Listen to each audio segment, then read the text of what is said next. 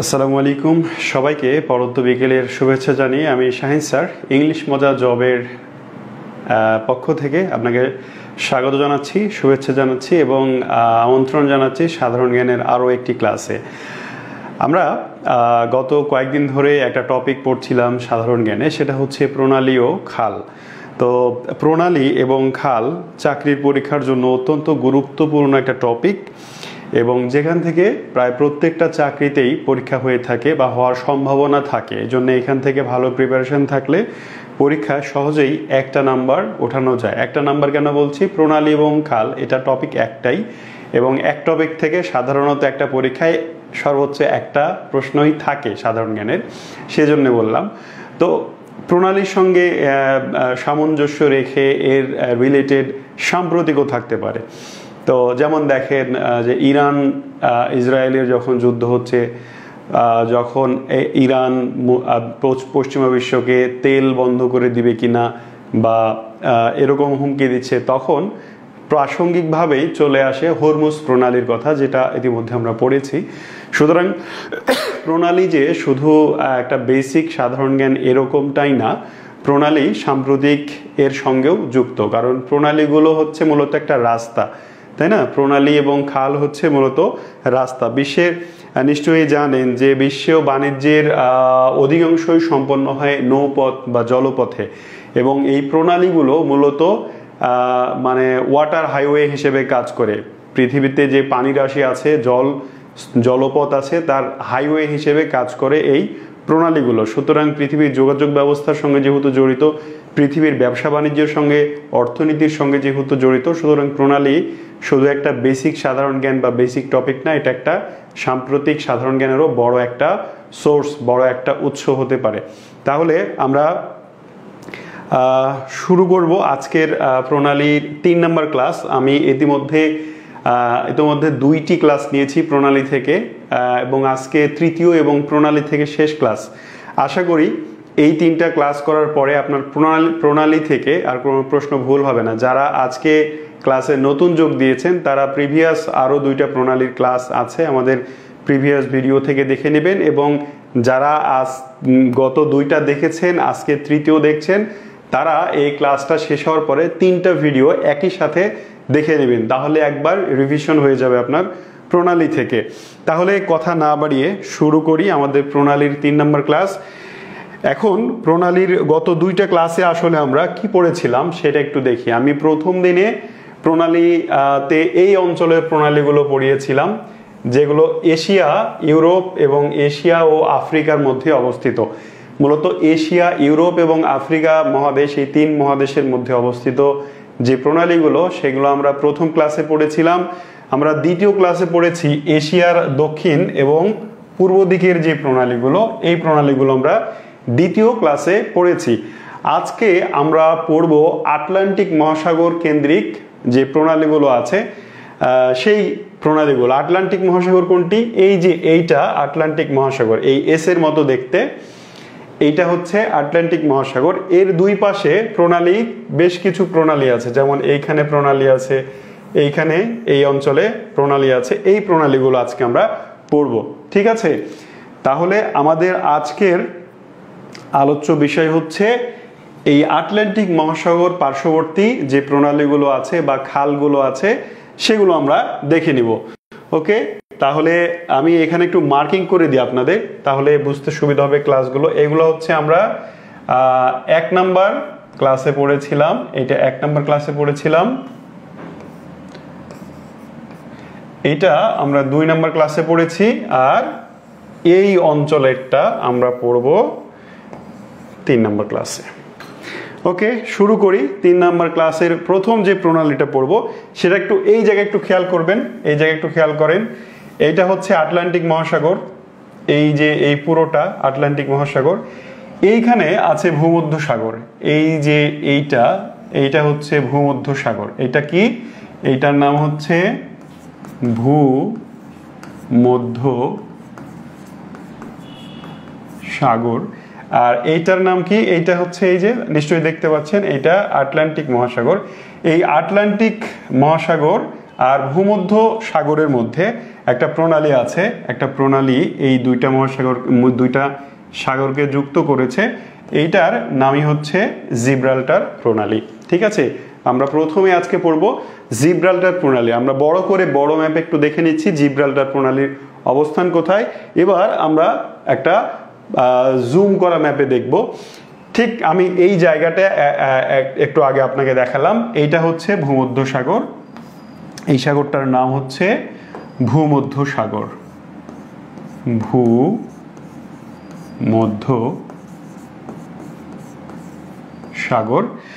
আর এইটা হচ্ছে আটলান্টিক মহাসাগর।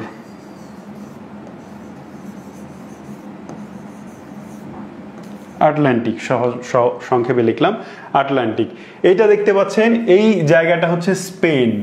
এই স্পেন এটা মূলত কোন মহাদেশে বলেন তো? কোন মহাদেশে? ইউরোপ মহাদেশে। ইউরোপ মহাদেশ। আর এই জায়গাটা হচ্ছে মরক্কো। একটু খেয়াল করেন, এই জায়গাটা হচ্ছে মরক্কো। মরক্কো কোন মহাদেশে? মরক্কো আফ্রিকা মহাদেশে। আফ্রিকা মহাদেশ। ওকে, এবার দেখেন তো, এই যে আমরা জানি যে প্রণালী অলওয়েজ দুইটা স্থলভাগ, দুইটা ভূখণ্ডকে আলাদা করে, আর দুইটা সমুদ্র বা সাগর মহাসাগর যাই হোক দুইটা জলরাশিকে যুক্ত করে। তাহলে এই দুইটা ভূখণ্ডকে পৃথক করছে, আর এই দুইটা জলরাশিকে, দুইটা সাগরকে যুক্ত করছে যেই প্রণালীটা, তার নাম হচ্ছে জিব্রাল্টার প্রণালী। আমরা একটু এখানে দেখব, এই যে এইটা আটলান্টিক এবং আটলান্টিক মহাসাগর আর ভূমধ্যসাগরকে যুক্ত করছে। এই প্রণালীটার নাম হচ্ছে জিব্রাল্টার প্রণালী। এটা মুছে গেল, এটা ছিল আটলান্টিক, আর এই জায়গাটার নাম হচ্ছে জিব্রাল্টার।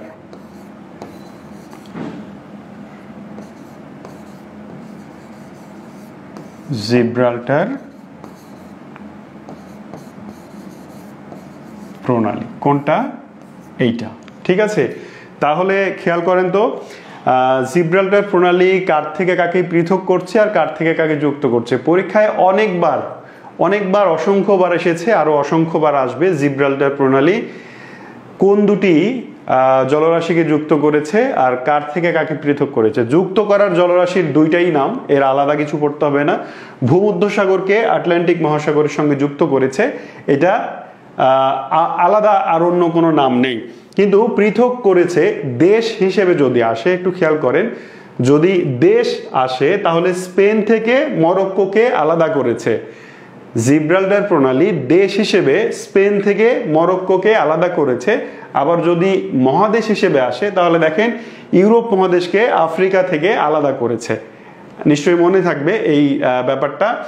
আমরা দেখতে পাচ্ছি এই উপরে যে দেশ সেটা স্পেন। স্পেন কোন মহাদেশে? ইউরোপ মহাদেশে। আর নিচের জিব্রাল্টার প্রণালীর এই পাশে, দক্ষিণ পাশে যে দেশটা, সেটার নাম হচ্ছে মরক্কো, এবং মরক্কো আফ্রিকা মহাদেশের একটা দেশ। তাই জিব্রাল্টার প্রণালী পৃথক করেছে কাকে যদি এভাবে বলা হয়, তাহলে মহাদেশ হিসেবে আসলে ইউরোপ মাইনাস আফ্রিকা আসবে, আর দেশ হিসেবে আসলে স্পেন মাইনাস মরক্কো, এভাবে আমরা দিব।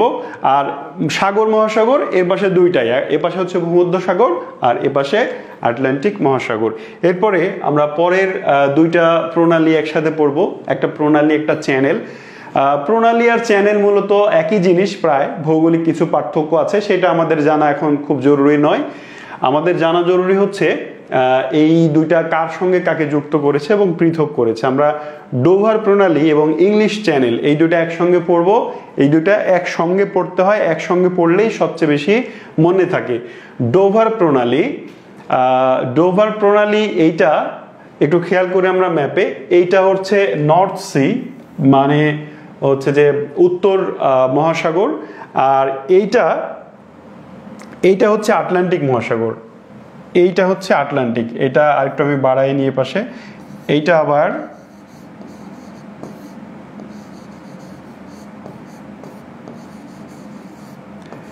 আটলান্টিক।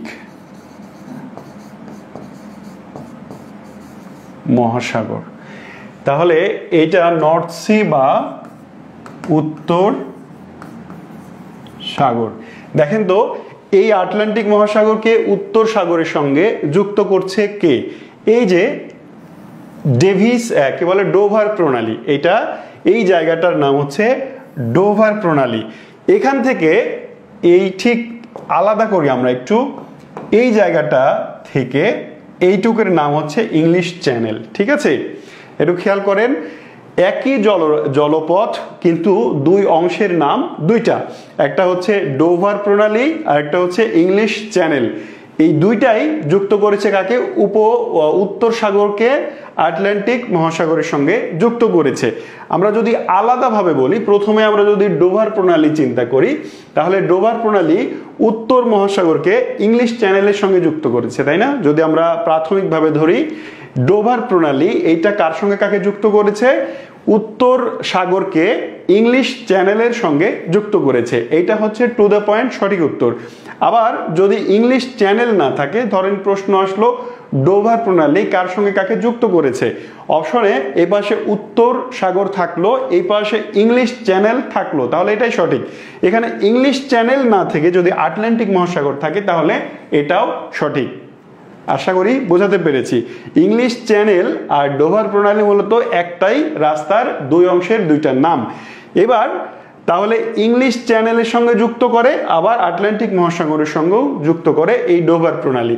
আবার যদি ইংলিশ চ্যানেল ধরি, যে ইংলিশ চ্যানেল কার সঙ্গে কাকে যুক্ত করেছে, তাহলে আটলান্টিক মহাসাগরকে ডোভার প্রণালীর সঙ্গে যুক্ত করেছে, তাই না? এভাবে সাধারণত থাকে না, যেটা থাকে সেটা হচ্ছে আটলান্টিক মহাসাগর প্লাস উত্তর সাগর, মানে উত্তর সাগর ও আটলান্টিক মহাসাগরকে যুক্ত করেছে একটা প্রণালী আর একটা চ্যানেল।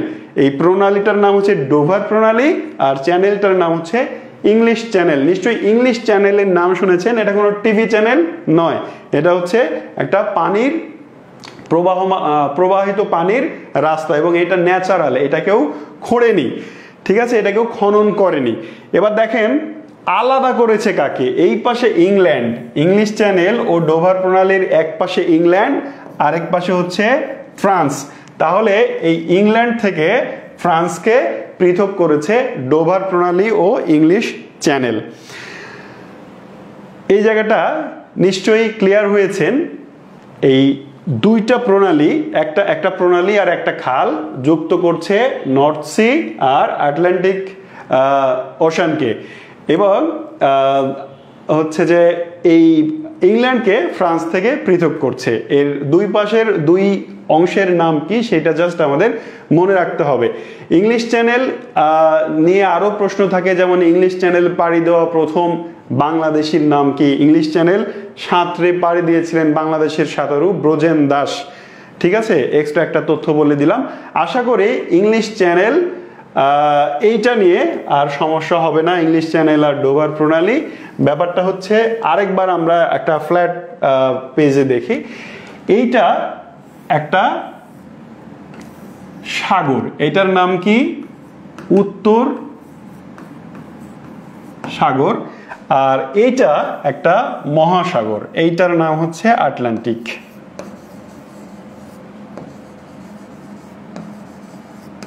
আটলান্টিক এইখানে যুক্ত করেছে যে পথটা, সেই পথের একটা অংশের নাম হচ্ছে ডোভার প্রণালী আর একটা অংশের নাম হচ্ছে ইংলিশ চ্যানেল। এই হচ্ছে ব্যাপার। এইখানে ইংল্যান্ড আর এখানে ফ্রান্স, তাহলে পৃথক করেছে ইংল্যান্ড থেকে ফ্রান্সকে, আর যুক্ত করেছে উত্তর সাগরকে আটলান্টিক মহাসাগরের সঙ্গে। আশা করি ক্লিয়ার হয়েছে। এবার পড়বো আমরা ডেভিস প্রণালী। ডোভার প্রণালী আর ডেভিস প্রণালী কিন্তু একই নয়, একই ধরনের কাছাকাছি শব্দ, কাছাকাছি উচ্চারণ, কিন্তু দুইটার অবস্থান অনেক দূরে। এটা হচ্ছে আটলান্টিক মহাসাগরের এই পাশ। কোন পাশ? আমরা একটু এই ডেভিস প্রণালীর অবস্থানটা বড় ম্যাপে দেখে আসি। এই যে আমরা এতক্ষণ যেটা পড়লাম সেটা হচ্ছে এইখানে, দেখেন এই জায়গাটা আমরা এতক্ষণ পড়লাম ইংলিশ চ্যানেল আর ডোভার প্রণালী, কিন্তু ডেভিস প্রণালী হচ্ছে এইখানে আটলান্টিক মহাসাগরের এই পাশে।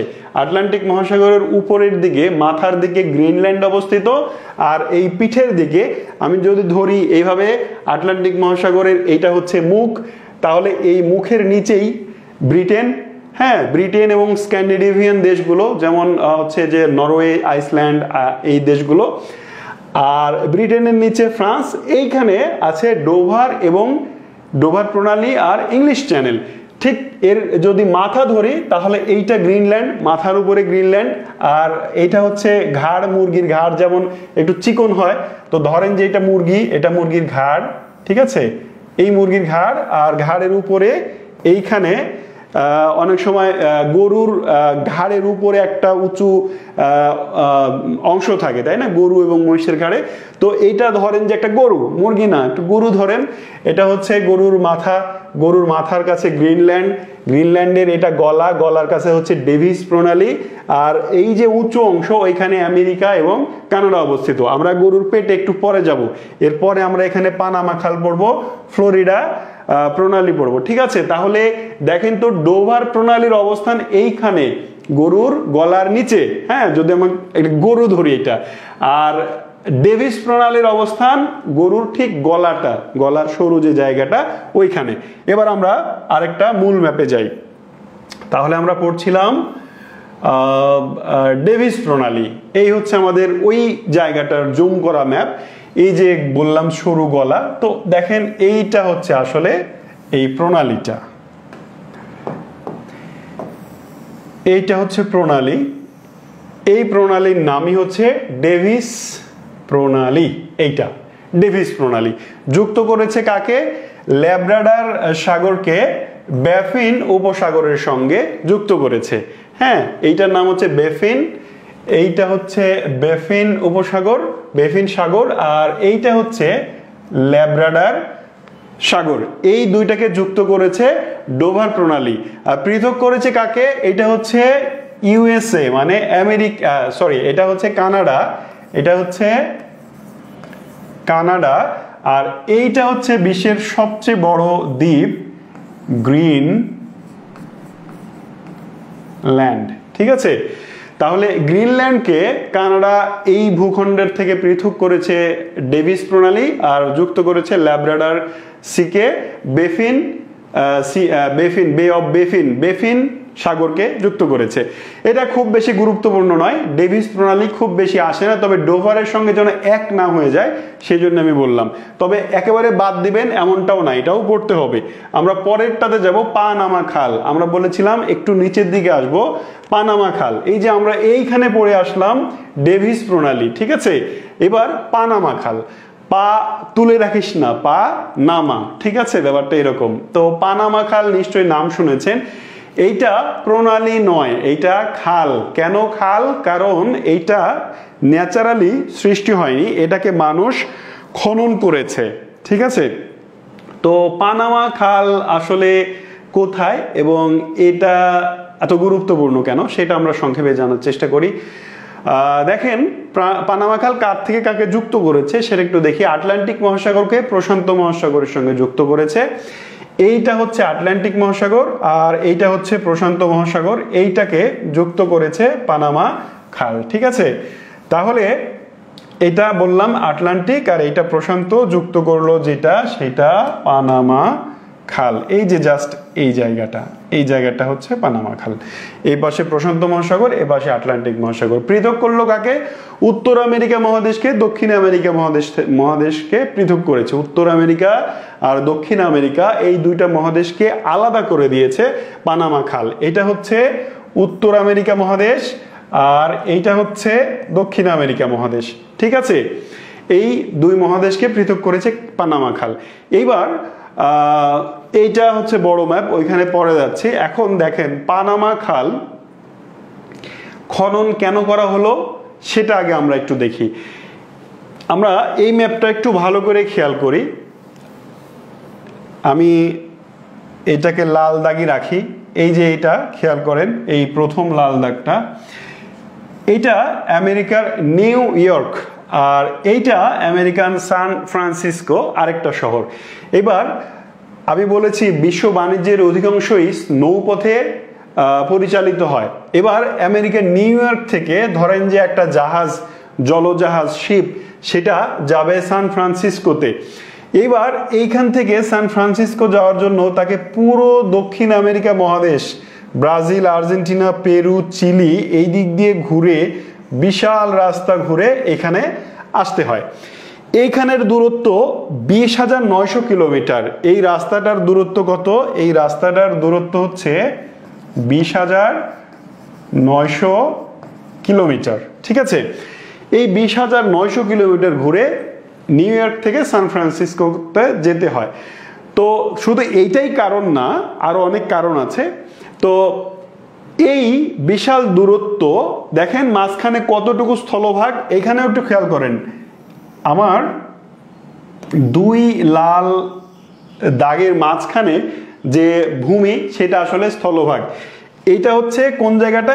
এই জায়গাটা আমি এখানে আঁকালাম, এই জায়গাটা। ঠিক আছে, এবার এইখানে যদি কুচ করে একটু কেটে দেয়া যায় তাহলে কি হচ্ছে? দুইটা মহাসাগর এক হয়ে যাচ্ছে এবং এই বিশাল রাস্তা ঘোরার পরিবর্তে এই সংক্ষিপ্ত রাস্তা দিয়েই এখান থেকে নিউ ইয়র্ক থেকে এখান থেকে বের হয়ে এই রাস্তা দিয়ে এই যে এখানে জাস্ট কেটে দেওয়া হলো এবং এখানে চলে আসা যায়।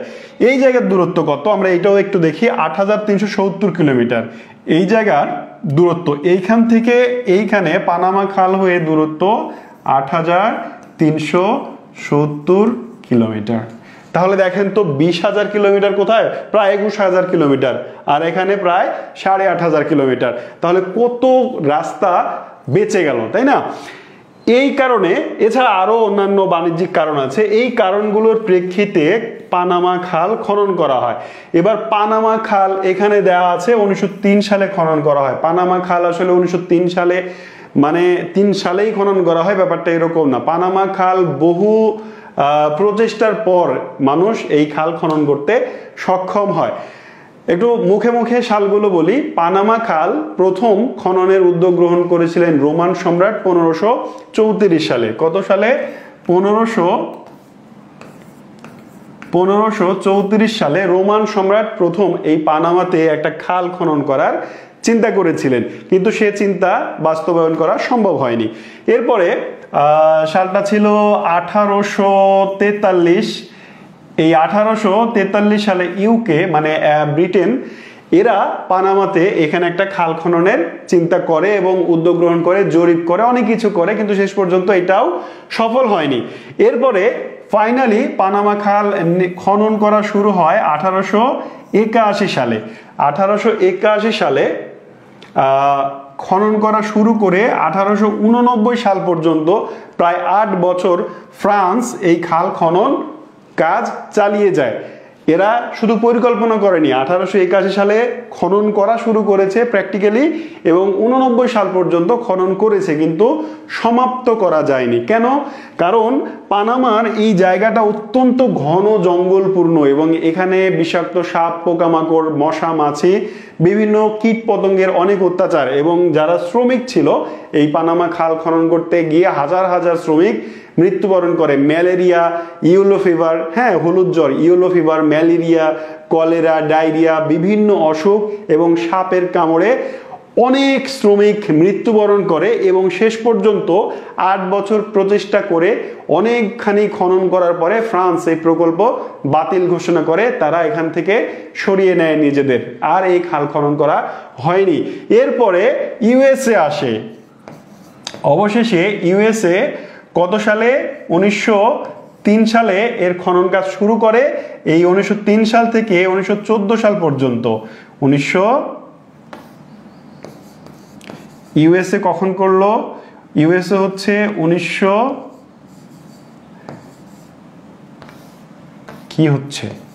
ইউএসএ এরা 1903 সাল থেকে 1914 সাল পর্যন্ত চেষ্টা করে অবশেষে এই খালটা খনন করতে সক্ষম হয়। এই খালের দৈর্ঘ্য ছিল প্রায় 80 কিলোমিটার, এর প্রস্থ মোটামুটি 30 মিটারের মতো, আর এর গভীরতা 13 মিটার। হ্যাঁ, এর গভীরতা কত? 13 মিটার। পানামা খাল থেকে এই এতক্ষণ যা বললাম এই সবগুলোই কিন্তু অত্যন্ত ইম্পর্টেন্ট। আপনারা কি বুঝতে পারলেন? আমি আপনাদের সুবিধার্থে যে কাজটা করব এটা হচ্ছে পুরোটা লিখে দিই। পানামা খাল, পানামা খাল এই খালটা আমরা একটু লিখি খননের উদ্যোগ, খননের উদ্যোগ। প্রথম উদ্যোগ কখন? প্রথম উদ্যোগ ছিল 1534 সালে। এটা রোমান সম্রাট এই উদ্যোগটা নিয়েছিলেন। দ্বিতীয় উদ্যোগ 1843 সালে, এটা করেছিল ইউকে, সংক্ষেপে লিখলাম ইউকে মানে ইউনাইটেড কিংডম। আর খনন শুরু হয় প্রথমে 1881 সালে এবং 81 সাল থেকে 89 সাল পর্যন্ত এটা করেছিল ফ্রান্স, কিন্তু তারা খনন করতে ব্যর্থ হয়। ফাইনালি 1903 থেকে 1914 সাল পর্যন্ত কাজ করে এই খালটা খনন করে ইউএসএ মানে আমেরিকা। ঠিক আছে, এবং এখন কিন্তু আমেরিকার হাতে পানামা খাল নেই। পানামা নিজে একটা দেশ, ঠিক আছে, এখানে পানামার কাছে হস্তান্তর করে, পানামার নিকট হস্তান্তর করে আমেরিকা এইটাকে 1999 সালে। 1999 সালে, বুঝতে পারলেন? পানামা খালের এত কাহিনী কেন বলছি? কারণ পানামা খাল থেকে অন্য যে কোনো খালের চেয়ে পানামা খাল থেকে এই প্রশ্নগুলো বেশি আসে। পানামা খালের দৈর্ঘ্য কত? পানামা খালের দৈর্ঘ্য 80 কিলোমিটার, এর প্রস্থ 30 মিটার, ইংরেজি বাংলা মিশ করে লিখলাম, আর এর গভীরতা 13 মিটার, হ্যাঁ, বা প্রায় 43 ফিট। এইগুলো কেন লিখলাম? আপনাকে জিজ্ঞেস করবে, এইটা জিজ্ঞেস করবে বিশেষ করে যে পানামা খাল এর গভীরতা কত। কেন জিজ্ঞেস করবে? কারণ পানামা খাল বিশ্বের গভীরতম খাল। পানামা খাল বিশ্বে খাল দেখেন, আপনি সুয়েজ খাল পড়বেন, পানামা খাল পড়বেন, গ্র্যান্ড খাল পড়বেন, মোটামুটি 3টা খাল পড়তে হয়। তার মধ্যে গভীরতম খাল মানুষ খনন করেছে এরকম খাল হচ্ছে পানামা খাল, যার গভীরতা 13 মিটার, কোথাও 12 মিটারও পেতে পারেন। অপশনে যদি 13 না থাকে, যদি 12 থাকে তাহলে সেটাই সঠিক উত্তর। ঠিক আছে, এই হচ্ছে পানামা খালের বিস্তারিত। এবার পানামা খাল এই জায়গাটা আরেকবার আসি, কার সঙ্গে কাকে যুক্ত করলো? ক্যারিবিয়ান সিকে, প্রশান্ত মহাসাগরকে। এটা আসলে আসবে না, আসবে হচ্ছে আটলান্টিক। এই ক্যারিবিয়ান সি এইটা নিজে আটলান্টিক মহাসাগরের একটা অংশ। এইটা কিসের? আটলান্টিক মহাসাগরকে, এইটা প্রশান্ত, এইটার নাম কি? প্রশান্ত মহাসাগর। এই দুইটাকে যুক্ত করেছে। আপনাকে জিজ্ঞেস করবে, অসংখ্যবার এভাবে প্রশ্ন এসেছে যে আটলান্টিক মহাসাগরকে প্রশান্ত মহাসাগরের সঙ্গে যুক্ত করেছে কোন খাল বা কোন প্রণালী? তাহলে অ্যান্সার হবে পানামা খাল। আর আলাদা করেছে 2 আমেরিকাকে, মানে উত্তর আমেরিকা আর দক্ষিণ আমেরিকা। পানামা খালের আরেকটা বিশেষত্ব আছে, পানামা খালের উভয় পাশের পানির লেভেল একই সমান হলেও মাঝখানের যে মানে খাল এইটা অতটা গভীর নয়। আমি বললাম বিশ্বের গভীরতম খাল পানামা খাল, কিন্তু পানামা খাল দিয়ে সরাসরি জাহাজ আটলান্টিক থেকে প্রশান্ততে গমন করতে পারে না। কেন? ধরেন এই জায়গাটা দেখেন, এইটা আটলান্টিক মহাসাগরের পানির লেভেল হচ্ছে এইটা। এবার আমরা একটু দাগটা সোজা করে টানি, যদি এইখানে একটা জাহাজ আসে তাহলে এই সোজাই পানির লেভেল থাকতে হবে, তাই না? এবং এখানে চলে যাইতে পারবে। কিন্তু খালটা দেখেন উঁচু, তাহলে এই উঁচু খাল দিয়ে জাহাজ তো যেতে পারবে না, তাই না? এই জন্যে পানামা খালকে কয়েকটা লক গেটের মাধ্যমে, বিশাল এই যে নিচে দেখতে পাচ্ছেন বিশাল গেটের মাধ্যমে জাহাজ পার করা হয়। এটা হচ্ছে অনেকটা লিফটের মতো কাজ করে। যখন জাহাজটা এইখানে আসে তখন এই লিফটটা পানি ভরে এটাকে এর সমান করে দেওয়া হয়, তখন জাহাজটা এখানে ওঠে, তারপরে এইটার সমান করা হয়। এইভাবে আস্তে আস্তে লিফটের মতো করে জাহাজ এই পাশ থেকে ও পাশে পার হয়। বিশ্বে আর কোনো খাল এমন নেই। ঠিক আছে, অন্য খালগুলো বা প্রণালীগুলো কেটে দেওয়া হয়েছে আর জুড়ে গিয়েছে, কিন্তু এটা ওইরকম নয়। যাই হোক, পানামা খাল নিয়ে অনেকক্ষণ কথা বললাম, আর কথা বলবো না। পানামা খাল থেকে এতক্ষণ যা বললাম এর বাইরে আর কোনো প্রশ্ন আসবে না। ফ্লোরিডা প্রণালী, পানামা খাল থেকে পার হয়ে সাথে সাথেই আপনি আটলান্টিক মহাসাগরে চলে গেলেন, ব্যাপারটা এরকম নয়।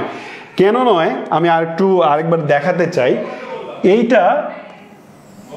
এইটা ছিল ধরেন উত্তর আমেরিকা, এটা উত্তর আমেরিকা, আর এইটা মনে করেন দক্ষিণ আমেরিকা। দক্ষিণ আমেরিকা এইটা তাহলে কি ছিল? প্রশান্ত মহাসাগর, তাই না? প্রশান্ত। আর এইটাকে আমরা বলছি আটলান্টিক। এই প্রশান্ত থেকে আপনি পানামা খাল এর মাধ্যমে আটলান্টিকে চলে গেলেন, ভালো কথা। এটা কি ছিল? পানামা। এটা ছিল পানামা। কিন্তু পানামা পার হয়েই আপনি যেই সাগরটাতে গেলেন সেটার নাম হচ্ছে ক্যারিবিয়ান সি বা ক্যারিবিয়ান সাগর। ক্যারিবিয়ান সাগর। এইখানে একটা দেশ আছে, এইখানে একটা দেশ আছে যার নাম হচ্ছে কিউবা। হ্যাঁ, আবার এইখানে আরেকটা সাগর আছে, এইখানে আরেকটা সাগর আছে যার নাম হচ্ছে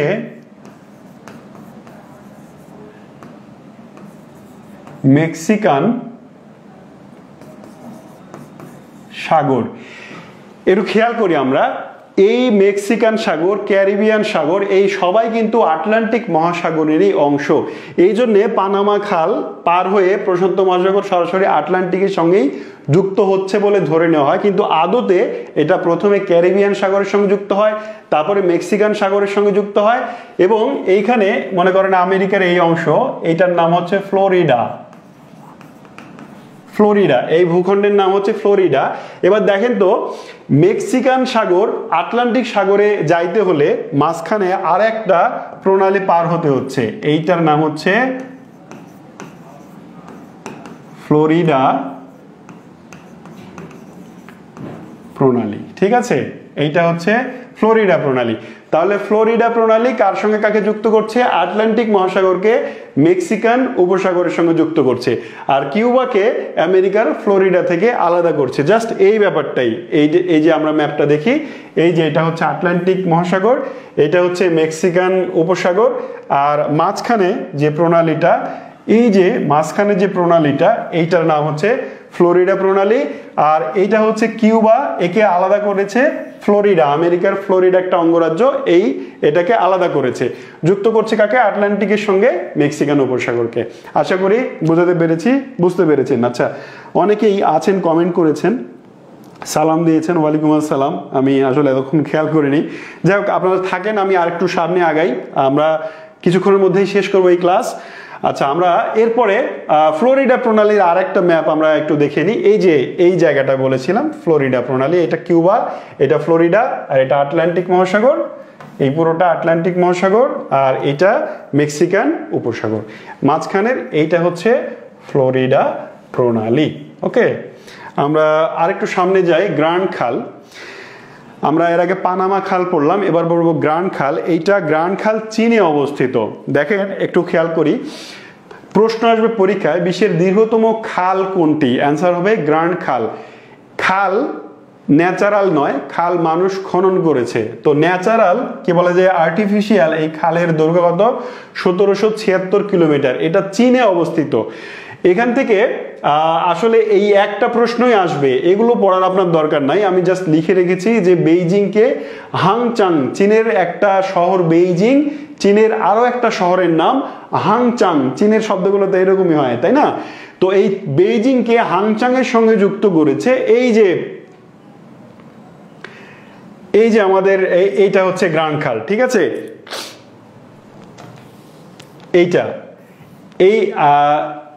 এইটাকে আমরা 610 সালে এটা চীন খনন করা হয়। তার মানে একটু, এটা হচ্ছে বাস্তব ছবি, এইটা হচ্ছে গ্র্যান্ড খালের বাস্তব ছবি। তো এটা হচ্ছে ম্যাপ। এখন আমি আসলে যেটা বলতে চাচ্ছি, খাল থেকে, এই গ্রান্ড খাল থেকে প্রশ্ন আসবে কি? গ্রান্ড খাল থেকে প্রশ্ন আসবে বিশ্বের দীর্ঘতম খাল কোনটি?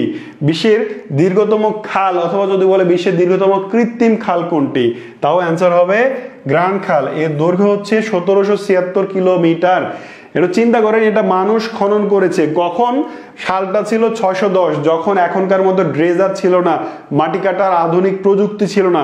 ওই সময় চাইনিজ লোকেরা, হ্যাঁ, ওরা আসলে এতই পরিশ্রমী। এমনি তো চীন উন্নত না, তাই না? আমাদের মতো অলসের, কি বলে, আমরা কাঠের ঠেকি না, আমাদের মতো অলস না তারা। ওই সময় 610 সালে, এই সময় তারা প্রায় 1800 কিলোমিটার দীর্ঘ একটা খাল খনন করেছে।